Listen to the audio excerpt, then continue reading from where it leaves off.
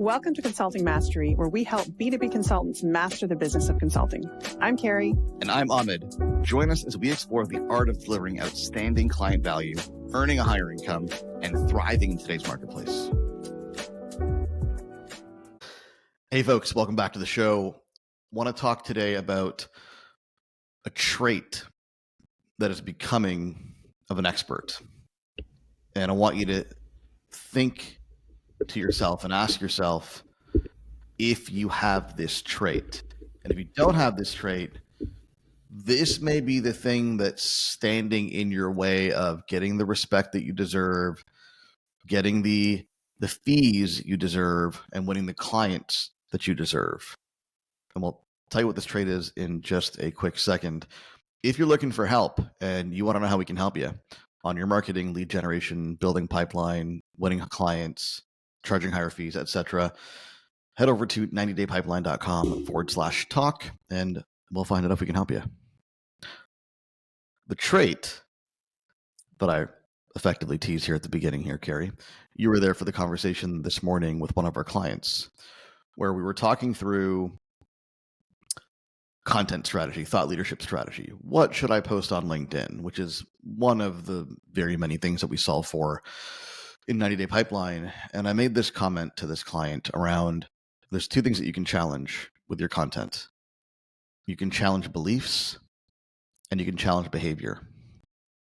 And challenging beliefs will make you more expensive. Now, how does challenging beliefs make you more expensive, Carrie? I was just going to say, there's the lesson. We're done, right? Solved. It's an interesting thing because I will get to answer your question, but people are really hesitant to do this. And it kind of fascinates me because we're talking to people who are deep, deep experts in their fields, right? Who have a level of knowledge and understanding and capability that is, unmatched in a lot of ways. And the notion of challenging somebody, questioning somebody, putting some doubt in somebody's mind is often really, really difficult, a difficult hurdle for them to get past, which, as we're going to talk about today, is backwards thinking. Because if I am a person with a problem and I'm looking for a solution, I don't want someone just to tell me all the stuff I'm already thinking that hasn't been working, right? I want to be talking to someone or hearing from someone who has a different perspective, who sees things differently, who clearly has a better view on this or a different view or a more effective perspective than I do. And that's the thing to recognize that people are looking for. They're not looking for your list of qualifications. They're looking for the different thinking that you can bring to the table. Because if you agree with everything they say, then what's the point, right? All you're going to do is amplify for them the thing that's not working, that's not solving their problem, that's not getting them where they want to be. And that makes you more expensive. And that I don't makes you mean more expensive only in terms of fees. It absolutely does. But it makes you, in the broader sense of the term, more scarce. And when you're scarce, yes, you do become expensive in terms of price. You also become sought after because people want what's scarce. They want what's in limited supply, as long as it's valuable, right? They want what's valuable and in limited supply. And then you become sought after, therefore more expensive. Now, here's, I think, a good way to think about this. Clients will either perceive you as the brains or the hands. I.e., they'll either see you as the brains required for them to solve their problem, the expert who has expertise and domain knowledge and a perspective and an opinion that they don't have. You know things they don't. Therefore, they need you to solve the problem. Or they can perceive you as the pair of hands. And a pair of hands is somebody we hire to do a task, to deliver a project, to complete a deliverable.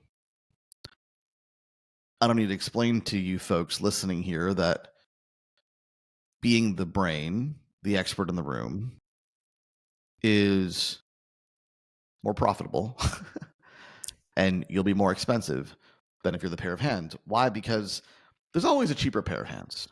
There's always going to be somebody who will do it for less than you, cheaper than you, faster than you.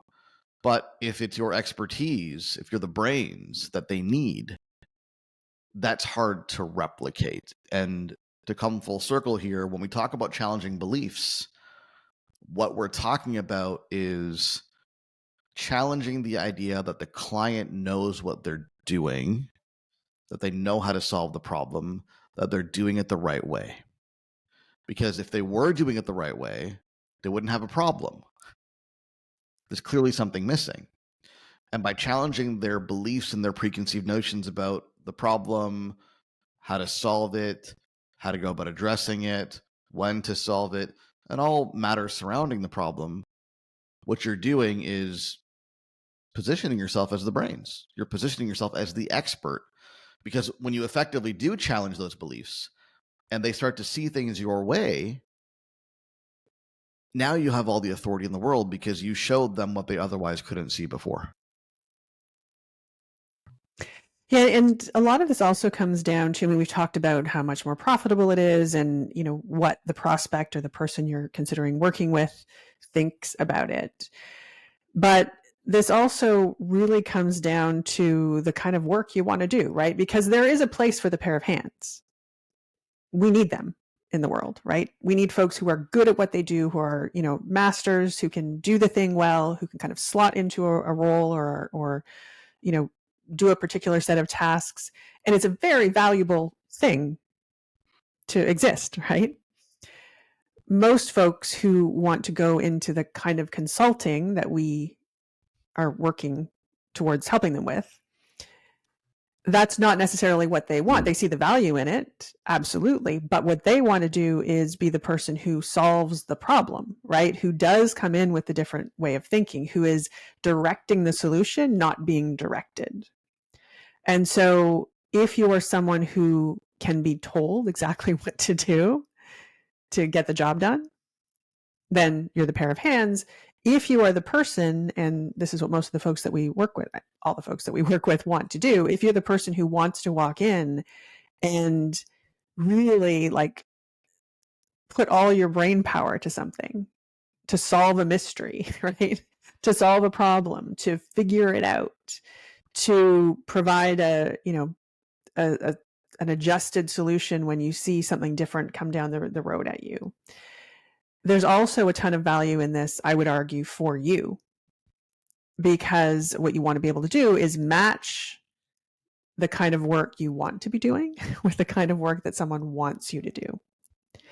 And so interacting with a prospect in this place of, I'm going to make you, you know, have that big aha moment. I'm going to make you realize that you don't know everything. I'm going to make you understand that there's a gap. That is the kind of value that you will bring to them, and therefore, you know, be able to do this work that is interesting and fun and exciting and novel and, you know, really feels that it uses all of the skills that you've developed. Yeah, and to be clear, I don't want folks to misunderstand.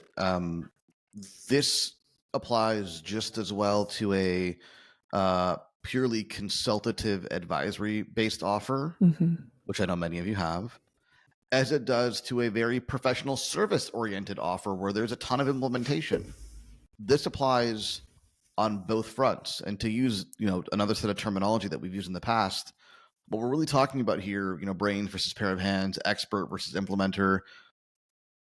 We're also talking about, you know, trusted advisor versus order taker. Yes. There's another way to look at this.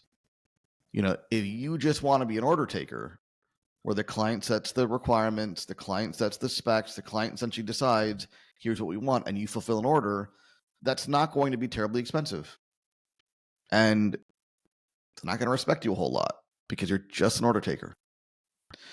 Now, this can apply just as much, like I said, to a professional service implementation type offer as it can to a pure consulting offer. And here's how. The reason why I bring you in to execute and deliver on a professional service or an implementation should be because I believe you have the expertise to deliver it better than other people, not merely because you have a couple of people on your team who can implement the work. That will be cheap. But if I believe that you have a strategy, an approach that's better and will be implemented more effectively and yield results faster, more efficiently, whatever it may be, then I'm still hiring you because you're the experts.